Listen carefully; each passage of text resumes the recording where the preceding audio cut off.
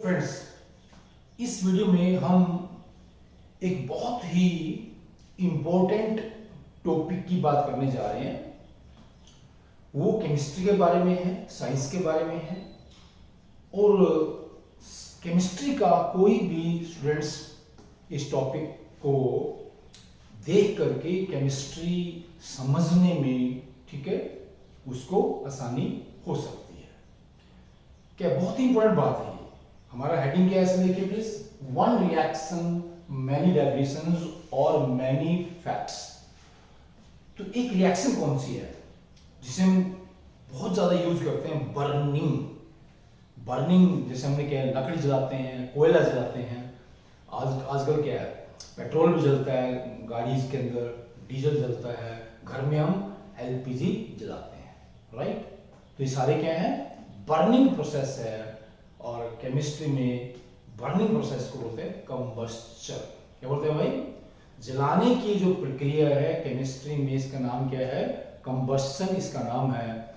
और हमारी लाइफ या हमारी जितनी प्रोग्रेस है वो एक तरह से कंबस्चन के ऊपर बेस्ड है। All our progress in modern age is based on this combustion process. तो बेसिकली हम जलाते क्या है? थर्मल पावर प्लांट्स में हम कोयला जलाते हैं। हमने बोला कोयला, कोल ले गया पर ना, कोल। ये देखिए बेस क्या है, कोल है। ये सॉलिड होता है यहाँ पर कोल, राइट। फिर यहाँ पर क्या आएगा? ऑक्सीजन आएगा, ऑक्सीजन। और इसमें क्या बनेगा यहाँ पर? Carbon dioxide gas, carbon dioxide gas plus हमें मिलेगा हीट एनर्जी।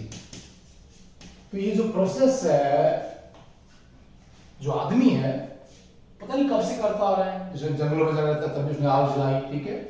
और इस प्रोसेस का, इस रासायनिक क्रिया का, प्लीज माइंड इट, रासायनिक क्रिया, केमिकल चेंज, केमिकल रिएक्शन और सिंपली रिएक्शन है ये। कि आपने कोल एक पदार्थ है, ऑक्सीजन दूसरा पदार्थ है, ये मिलते हैं, एक नया पदार्थ बनता है और हीट पैदा होती है, जिसको हम अलग अलग पर्पज के लिए, अलग अलग जो पर्पजेस हैं, उद्देश्य के लिए उस हीट एनर्जी को हम प्रयोग में लाते हैं और अभी भी ला रहे हैं, ठीक है। हमारी बॉडी में बहुत सी बायोकेमिकल रिएक्शंस होती हैं, ठीक है, वहां पर। अब वाला क्या है? ये केमिकल चेंज है, दो पदार्थ मिल रहे हैं, नया पदार्थ मिल रहा है, हीट पैदा हो रही है। तो जब एक पदार्थ दूसरे पदार्थ से बदलेगा या दो पदार्थ मिलेंगे, दो पदार्थ बनेंगे, इस तरह से कुछ भी हो सकता है। जब मैटर क्या है अपनी स्ट्रक्चर और प्रॉपर्टीज को बदल ले, तो उस प्रोसेस का नाम क्या है? उसका नाम है केमिकल चेंज, केमिकल रिएक्शन और रिएक्शन। फिर हम क्या है, इस क्रिया को, ये जो हमारे पास केमिकल रिएक्शन है, इसको क्या है, छोटा करके लिख देते हैं यहां पर। तो कोल में क्या कार्बन होता है, प्लीज, कार्बन। ऑक्सीजन गैस है, ये इसका मॉलिक्यूलर फार्मूला है। तो क्या बनेगा? CO2 गैस बनेगी, ठीक है। ये इसका मॉलिक्यूलर फार्मूला है, CO2 किसका? कार्बन डाइऑक्साइड गैस का, सॉरी। क्या? कार्बन सॉलिड जो कोयले में मेन होता है। ऑक्सीजन गैस, ये सिंबल है कार्बन का, ये मॉलिक्यूलर फार्मूला है ऑक्सीजन का। CO2 गैस बनी, कार्बन डाइऑक्साइड गैस बनी, इसका मॉलिक्यूलर फार्मूला है, प्लस यहाँ पर हीट एनर्जी पैदा हुई, वो किसके लिए लिखते हैं प्लीज? डेल्टा एस की फॉर्म में, एंथैल्पी चेंज। तो ये यहाँ पर नेगेटिव है। मैं नेगेटिव क्यों लिख रहा हूँ यहाँ पर? क्योंकि जितने भी कंबस्शन प्रोसेस है वहां पर जो हीट एनर्जी निकलेगी ना, ठीक है, उसको हम डेल्टा एस नेगेटिव दिखाते हैं। सिस्टम से एनर्जी बाहर जा रही है ना, एनर्जी क्या है? हीट की फॉर्म में बाहर जा रही है, तो डेल्टा एच जो है वो चेंज नेगेटिव माना जाएगा यहाँ पर ना, कि वहां पर सिस्टम की एनर्जी घट रही है। अब यहां पर हमने ये लिख दिया please, this is very very important. अब क्या बन गया? ये बन गया केमिकल इक्वेशन।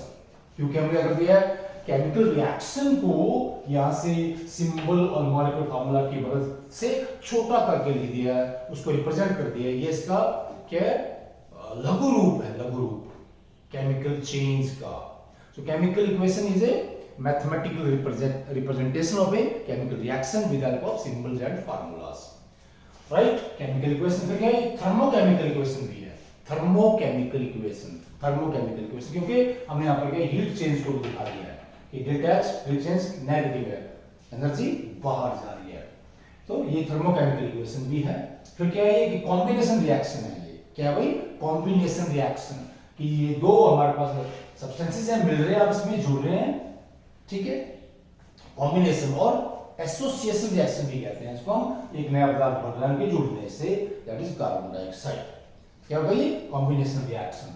दूसरा हमारे पास क्या है, इसको हम क्या बोलते हैं भाई, अभी मैं बोला कंबस्शन, जलना, कंबस्शन प्रोसेस भी है ये।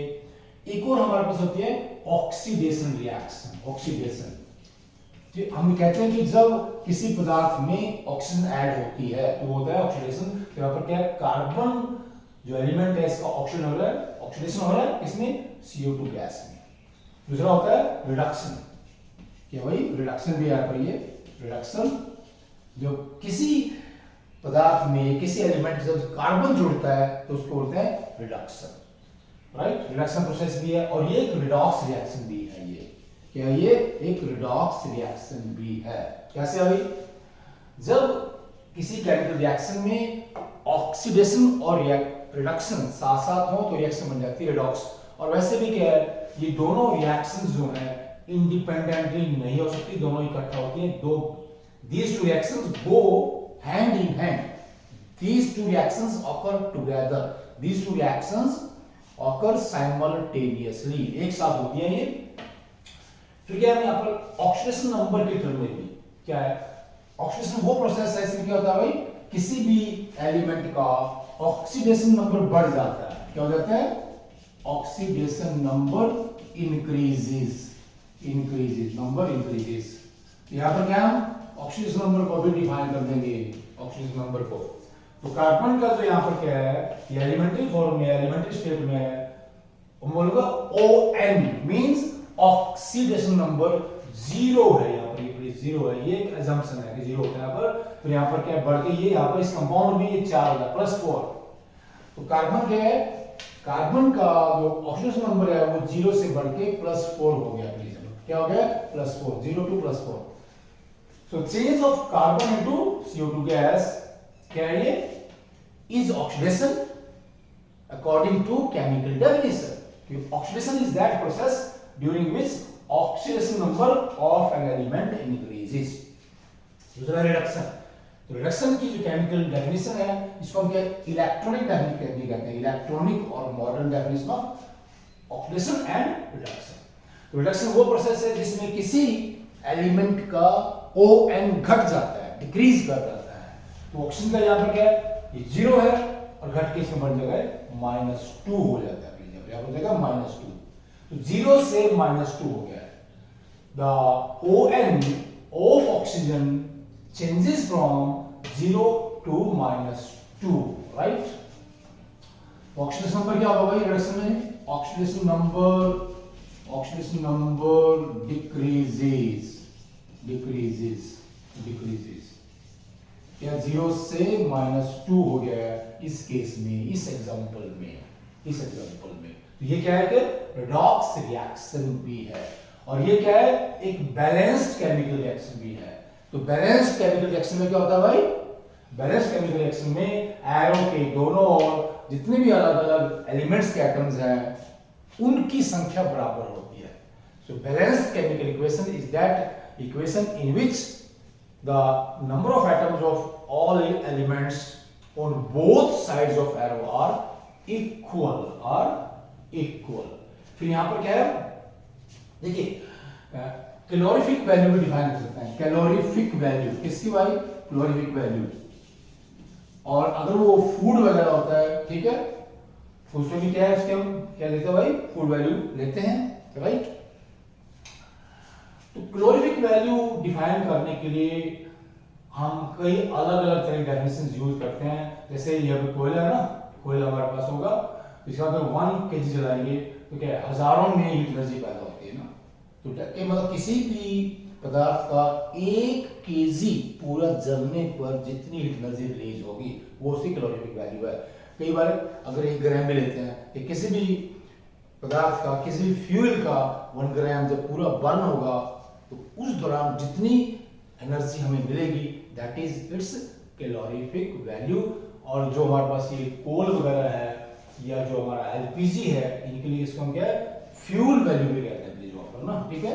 या उसको हम कई बार उसको वहां पर उसको फ्यूल वैल्यू भी यूज करते हैं, फ्यूल वैल्यू। इसके लिए देखिए जो भोजन हम खाते हैं वहां पर ज्यादा हम क्या है, कैलोरीफिक वैल्यू ही यूज करेंगे कि मतलब 1 ग्राम शुगर जब पूरी तरह से क्या होगा, उसका ऑक्सीडेशन होगा, ठीक है, वो डाइजेस्ट होगा बॉडी में, उससे हमें कितनी हीट मिलेगी, वो क्या है उसकी कैलोरीफिक वैल्यू है, किसकी, शुगर की। इस तरह से सभी की कैलोरीफिक वैल्यू होती है। प्रोटीन्स है, जितने भी हम जो केमिकल्स हैं जिनको हम कंज्यूम करते हैं, जिन केमिकल्स को हम खाते हैं, this is very very important.